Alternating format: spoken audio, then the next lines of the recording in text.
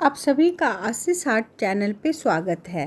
आज आप सभी के लिए आई का ड्राइंग करने जा रहे हैं जो हाइपर रियलिस्टिक नहीं है, बट इस बेसिक को जानकर आप हाइपर रियलिस्टिक तक पहुंच सकते हैं। हाइपर रियलिस्टिक ड्राइंग से पहले इस बेसिक ड्राइंग को जानना बहुत ज़रूरी है।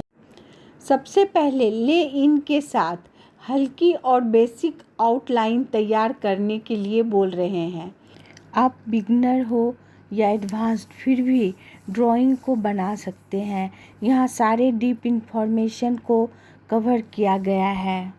यहाँ पे ये पहले सारे पोर्शन को आउटलाइन दिए हैं, फिर बारी बारी से उसे डेवलप करेंगे। यहाँ पे इन्होंने लगभग सारे पोर्शन को बना लिए हैं, जैसे plane, pupil, iris, cornea, eyeball, eyelash, lid.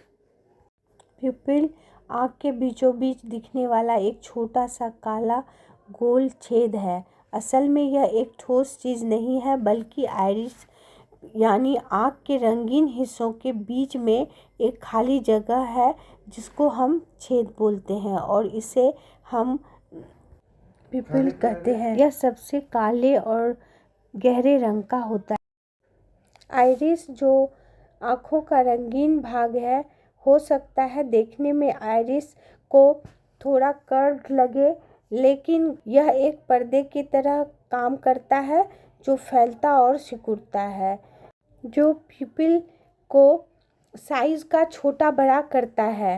बाहर से कॉर्निया डिस्क के समान लगता है। डिफरेंट आदमी में कभी कभी आइरिस अलग अलग तरह का कलर का भी पाया जाता है।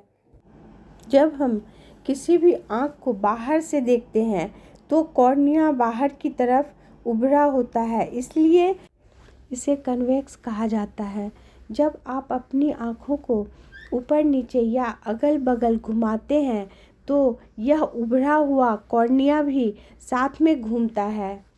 कॉर्निया ट्रांसपेरेंट होता है।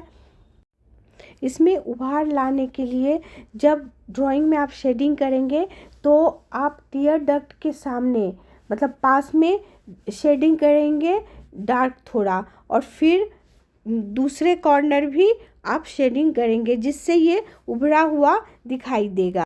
अभी एक एक करके सभी पोर्शन को डेवलप कर रहे हैं जिससे कि यह 3D आकार का आपको दिखेगा। अब आते हैं आई लैशेस पे। ये पलक को ज़्यादातर एक बाल की तरह ड्रॉ करने के बजाय ये उन्हें छोटे छोटे समूहों में बनाएं, मतलब कि ग्रुप में बनाएं। और यहाँ पे ये ड्राइंग जो है बेसिक है, इसलिए यह जो है वो उतने ग्रुप में नहीं अरेंज किए हैं, पर आप इसे जब जाएंगे हाइपर रियलिस्टिक में तो आप इस 3-4 बालों का एक ग्रुप बनाकर आप उसके ऊपर लगाएं, पलक के ऊपर। यहाँ पे ये हैचिंग की सहायता से शेडिंग कर रहे हैं। आईब्रोज, यह आँखों के ऊपर की हड्डी पर स्थित होती है और बाहर की ओर झुकी होती है। आईब्रोज का आकार हर व्यक्ति में अलग अलग होता है। पुरुष में अलग होगा जो कि कम्प्लीटली अक्सर फुलर और सीधी होती है, और ये औरत में यह आईब्रोज आमतौर पर पतली होती है और ऊपर की तरफ ज़्यादा घूमी हुई या ऊंची होती है। जब आप आईब्रो बनाएंगे तो आप पूरी तरह से इनको फॉलो करें। किस जगह में शुरुआत में कैसे वो स्ट्रेट होगा ऊपर की ओर, फिर वो धीरे धीरे झुकती है और फिर लास्ट आते आते किस तरह से फॉर्म करती है। तो ये बहुत ही ध्यान रखना होगा।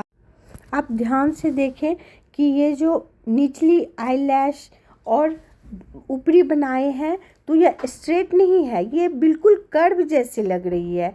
तो जब वो आप लाइन बनाते हैं तो उस स्ट्रोक को आप इस तरह से इनके पेंसिल के मूवमेंट को ठीक तरह से देखें ताकि ये कर्व लगे। स्ट्रेट आप नहीं लगा सकते। और ये क्या होता है कि आप अगर उस जहाँ से आप शुरू करते हैं वहाँ थोड़ा डार्क और फिर वो नीचे जाके हल्की हो जाती है उसका कलर, तो इससे भी आपको सहायता मिलेगा उसे कर्व बनाने में।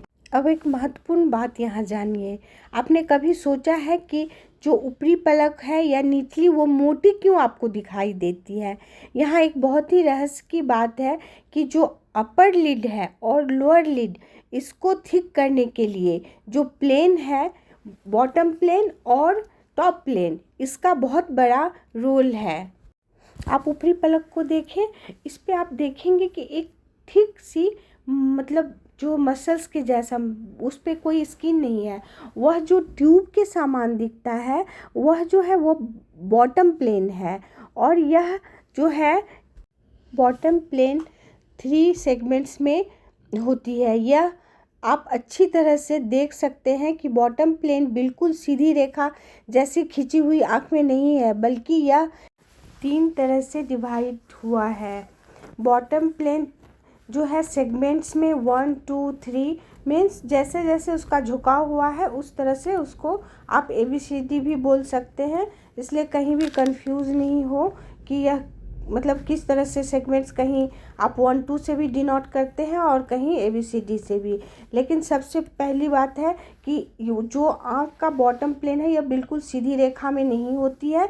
ये बिल्कुल एक बार ऊपर उठती है, फिर वो एक लाइन जो है छोटी सी सेगमेंट्स में एक स्ट्रेट होती है, नीचे की ओर झुकी हुई है, जो कि यहाँ पे इन्होंने दिखाया है लाइन से। तो इस तरह से आप फॉलो करके गहरी स्टडी करके भी आप जान सकते हैं। निचली पलक में सिर्फ 2 प्लेन होता है। अगर ये प्लेन नहीं होता आइज़ में तो ये जो पलक है वो लगता है एक झूलता हुआ पेपर है। और इसी प्लेन की वजह से ही, बॉटम और टॉप प्लेन की वजह से ही हमारे आँखों का जो पलक में थिकनेस आता है वह रियल और काफ़ी अट्रैक्टिव लगता है। आई के बाहरी कोना को टीयर डक्ट बोलते हैं। यह छोटी सी नुकीली बाहर की ओर निकली हुई होती है और यह हमेशा जो है आगे की ओर झुकी हुई होती है नीचे, बल्कि ये स्ट्रेट आइज़ में नहीं दिखाया जा सकता है, तो यह रॉन्ग हो जाएगा। इसलिए सीधी लाइन में इसको ना बनाएं, बल्कि बनाते समय ध्यान रखें कि यह थोड़ी सी नीचे ड्रॉप जैसी झुकी हो। आप यहाँ देखें, आइरिस के सबसे बाहरी किनारे को वो डार्क कर रहे हैं, मतलब गहरा घेरा बना रहे हैं, जिसको लिम्बल रिंग भी कहते हैं। इससे थोड़ा डार्क और सॉफ्ट रखने से आँख नेचुरल लुक आता है। हमेशा प्यूपिल के बाहर की ओर रेखाएं खींचे। ये एकदम सीधी होने के बजाय थोड़ी लहरदार और अलग लंबाई की होनी चाहिए, जिससे कि ये एक पहिए के समान भी दिखता है।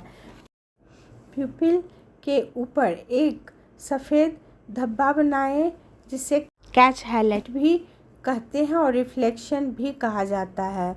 अगर रोशनी बाईं ओर से आ रही है तो सफ़ेद धब्बा प्यूपिल के ऊपरी बाएं हिस्से पर बनेगा।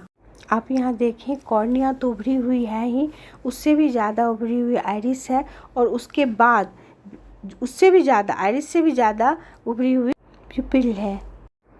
ऊपर की पलकों के गिरने के कारण जो नीचे परछाई बन रही है उसको एक गहरी लाइन